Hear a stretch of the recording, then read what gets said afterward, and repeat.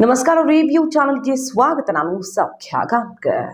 ಕರ್ನಾಟಕಕ್ಕೆ ಮೋದಿ ಎಂಟ್ರಿ ಕೊಟ್ಟಾಗ Yediyurappa Vijayendra ಇಟ್ಟಂತ final list, ಹಾಗಾದ್ರೆ ಆ ಫೈನಲ್ ಲಿಸ್ಟ್ ಅಲ್ಲಿ ಬಿಜೆಪಿಯವರ ಕಾನ್ಫಿಡೆನ್ಸ್ ಪ್ರಕಾರ ಇರುವಂಥ ಕ್ಷೇತ್ರಗಳು ಯಾವ್ಯಾವುದು? ಸದ್ಯ ಈಗ ಮೊದಲ ಹಂತದ ಚುನಾವಣೆಗೆ ಕೌಂಟ್ ಡೌನ್ ಶುರುವಾಗಿರೋ ಹೊತ್ತಲ್ಲಿ ಕರ್ನಾಟಕದಲ್ಲಿ ಬಿಜೆಪಿಯ ಲೇಟೆಸ್ಟ್ ಸರ್ವೆ ಏನು ಹೇಳ್ತಾ ಇದೆ ಮಾಹಿತಿನ ಮುಂದೆ ಇಡ್ತಾ ಇದೀವಿ. ಮಿಸ್ ಮಾಡಿದ್ರೆ ನಮ್ಮ ಚಾನಲ್ನ ಸಬ್ಸ್ಕ್ರೈಬ್ ಮಾಡಿ, ಹಾಗೆ ನಿಮ್ಮ ಅಭಿಪ್ರಾಯ ಕಮೆಂಟ್ ಮಾಡಿ ತಿಳಿಸಿ. ಎಸ್ ವೀಕ್ಷಕರೇ, ಒಂದು ಕಡೆ ಕಾಂಗ್ರೆಸ್ ನಾವು ಮಿನಿಮಮ್ 15ರಿಂದ 20 ಕ್ಷೇತ್ರಗಳನ್ನು ಗೆಲ್ತೀವಿ ಅನ್ನುವಂಥ ಆತ್ಮವಿಶ್ವಾಸದಲ್ಲಿ ರಣತಂತ್ರಗಳನ್ನು ರೆಡಿ ಮಾಡ್ತಿದೆ. ಮತ್ತೊಂದು ಕಡೆ ಬಿಜೆಪಿ ಈಗ ವಾತಾವರಣ ನಮಗೆ ಪೂರಕವಾಗಿದೆ, ವಿಧಾನಸಭಾ ಚುನಾವಣೆಗೆ ವ್ಯತಿರಿಕ್ತವಾಗಿ ಎಂದಿನಂತೆ ಲೋಕಸಭೆಯಲ್ಲಿ ನಾವೇ ಮುಂದಿರಲಿದ್ದೀವಿ ಅಂತ ಅಸ್ತ್ರ ಪ್ರಯೋಗ ಮಾಡ್ತಿರೋದು. ಹಾಗಾದರೆ ಮೊನ್ನೆ ಮೋದಿ ಅವರು ಬಂದ ಸಂದರ್ಭದಲ್ಲಿ ಯಾವೆಲ್ಲ ಕ್ಷೇತ್ರಗಳಲ್ಲಿ ಪರಿಸ್ಥಿತಿ ಹೇಗಿದೆ ಅಂತ ಪ್ರಧಾನಿ ರಾಜ್ಯ ನಾಯಕರ ಮುಂದೆ ಪ್ರಶ್ನೆ ಇಟ್ಟಂತಹ ರಿಪೋರ್ಟ್ನಲ್ಲಿದ್ದ ಇಂಟ್ರೆಸ್ಟಿಂಗ್ ವಿಚಾರಗಳನ್ನು ನಿಮ್ಮ ಮುಂದೆ ಇಡ್ತಾ ಇದ್ದೀವಿ. ಕಮಲಪಾಳ್ಯದಿಂದ ಸಿಗ್ತಾ ಇರುವ ಮಾಹಿತಿಯ ಪ್ರಕಾರ, ಮೂಲಗಳ ಮಾಹಿತಿ ಏನು ಹೇಳ್ತಿದೆ? ಹಾಗಾದರೆ ಬಿಜೆಪಿ ಲಿಸ್ಟಲ್ಲಿರುವಂತಹ ಕ್ಷೇತ್ರಗಳು, ಮೊದಲ ಲಿಸ್ಟ್ ಅಂದರೆ ನಾವು ಕ್ಲಿಯರ್ ಆಗೇ ಆಗ್ತೀವಿ, ಇದು ಗ್ಯಾರಂಟಿ ಅಂತ ಬಿಜೆಪಿ ಅಂದ್ಕೊಂಡಿರುವಂಥ ಕ್ಷೇತ್ರಗಳು ಯಾವ್ಯಾವುದು ಅದನ್ನು ಒನ್ ಬೈ ಒನ್ ನೋಡ್ತಾ ಹೋಗೋಣ. ಬೆಂಗಳೂರಿನ 3 ಕ್ಷೇತ್ರಗಳು, ಆ ಪೈಕಿ ದಕ್ಷಿಣ ಈಸಿ ಬಿಜೆಪಿಗರು ಹೇಳ್ತಾ ಇರೋದು.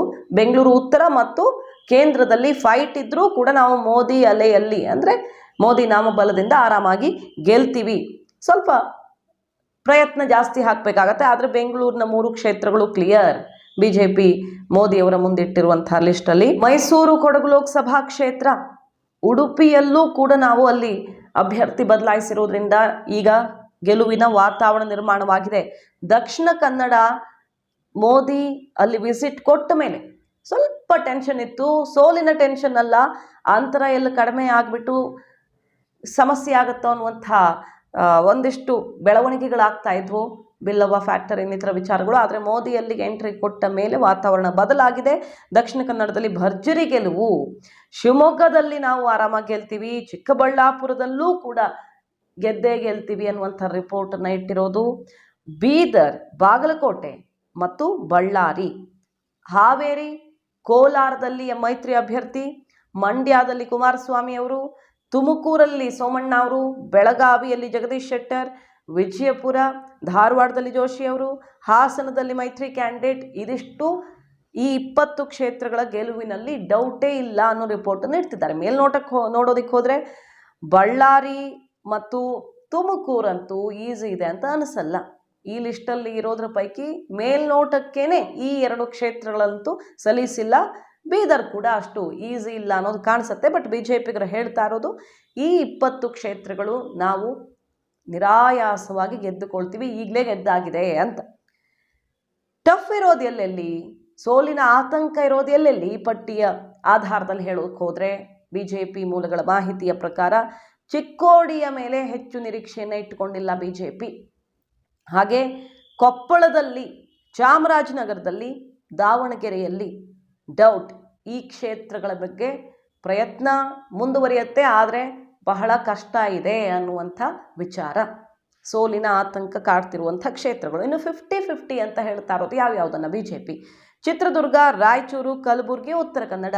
ಇಲ್ಲಿ ನಾವು ಸ್ವಲ್ಪ ಹೆಚ್ಚಿನ ಶ್ರಮ ಹಾಕಿಬಿಟ್ರೆ 4 ಗೆಲ್ಲೋದಕ್ಕೆ ಅವಕಾಶ ಇದೆ. ಆದರೆ ಸದ್ಯದ ವಾತಾವರಣದಲ್ಲಿ ಹೀಗಿದೆ ಅಂತ ಮೋದಿಯವರ ಮುಂದೆ ರಿಪೋರ್ಟ್ ಇಡುವ ಮೂಲಕ ತಕ್ಕ ಮಟ್ಟಿಗೆ ಸಮಾಧಾನ ಮಾಡಿ ಕಳಿಸಿದೆ ಕಮಲ ಪಡೆ.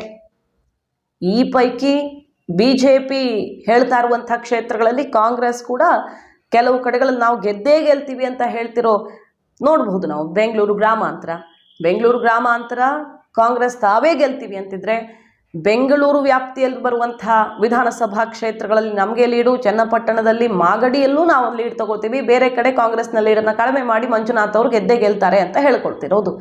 ಹಾಗಾಗಿ ಪ್ರಯತ್ನ 2 ಕಡೆಯಿಂದನೂ ಆಗ್ತಾ ಇದೆ, ಪ್ರತಿಷ್ಠೆ 2 ಕಡೆ ಜಾಸ್ತಿ ಆಗ್ತಾ ಇದೆ, ಪ್ರತಿಷ್ಠೆಯ ಸಮರ. ಕಾದು ನೋಡಬೇಕು ಏನಾಗುತ್ತೆ. ಮತದಾರ ಯಾರಿಗೆ ಮುದ್ರೆ ಒತ್ತಲಿದ್ದಾನೆ, ಯಾರ ಲೆಕ್ಕಾಚಾರ ಪಕ್ಕ ಆಗುತ್ತೆ ಅಂತ. ಒಟ್ಟಿನಲ್ಲಿ ಅಮಿತ್ ಶಾ ಅವರು ಬಂದಾಗ ಇದ್ದಂಥ ಟೆನ್ಷನ್, ಕಳೆದ ಬಾರಿ ಅಮಿತ್ ಶಾ ಅವರು ಬಂದು ಹೋದಾಗ ರಿಪೋರ್ಟ್ ನೋಡಿ ಆತಂಕದಲ್ಲಿ ವಾಪಸ್ಸಾಗಿದ್ರು. ಆಗಿನ ಪರಿಸ್ಥಿತಿಯಲ್ಲಿ ಕೇವಲ 16 ಗೆಲ್ತೀರಿ ನೀವು, ಇದಕ್ಕಿಂತ ನಂಬರ್ ಜಾಸ್ತಿ ಹೋಗೋ ಥರ ಕಾಣಿಸ್ತಾ ಇಲ್ಲ ಅಂತ ಎಚ್ಚರಿಕೆಯನ್ನು ಕೊಟ್ಟು ಚಾಟಿ ಬೀಸಿ ಹೋಗಿದ್ರು. ರಾಜ್ಯ ನಾಯಕರು 18 ಅಂತ ರಿಪೋರ್ಟ್ ಇಟ್ಟಾಗ ನನಗೆ ಸಿಕ್ಕಿರುವಂತಹ ಗ್ರೌಂಡ್ ರಿಪೋರ್ಟಲ್ಲಿ ಈಗ BJPಗೆ 16ರಲ್ಲಿ ಮಾತ್ರ ಪೂರಕ ವಾತಾವರಣ ಅಂತ ಸಿಟ್ಟಾಗಿ ಡೆಲ್ಲಿಗೆ ವಾಪಸ್ ಆಗಿದ್ರು. ಆದರೆ ಈಗ ಬದಲಾಗಿರುವ ವಾತಾವರಣದಲ್ಲಿ ಮೋದಿ ಆಗಮನದ ಸಂದರ್ಭದಲ್ಲಿ ಆ ನಂಬರ್ ಜಾಸ್ತಿ ಆಗಿದೆ ಅನ್ನುವಂಥ ರಿಪೋರ್ಟನ್ನು ರಾಜ್ಯ ನಾಯಕರು ಇಟ್ಟಿದ್ದಾರೆ. ಸತ್ಯವಾಗುತ್ತಾ ಇದು? ಕಾದ್ ನೋಡಬೇಕು. BJPಗೆ ಕಾಂಗ್ರೆಸ್ ಟಕ್ಕರ್ ಕೊಡೋದಕ್ಕೆ ಎಲ್ಲ ರಣತಂತ್ರಗಳನ್ನು ರೆಡಿ ಮಾಡ್ಕೊಂಡಿದೆ. ಮಾಹಿತಿ ನಿಮ್ಗೆ ಇಷ್ಟ ಆಗಿದ್ರೆ ಮಿಸ್ ಮಾಡಿದ್ರೆ ನಮ್ಮ ಚಾನಲ್ನ ಸಬ್ಸ್ಕ್ರೈಬ್ ಮಾಡಿ, ನಿಮ್ಮ ಅಭಿಪ್ರಾಯ ಕಮೆಂಟ್ ಮಾಡಿ ತಿಳಿಸಿ. Thank you.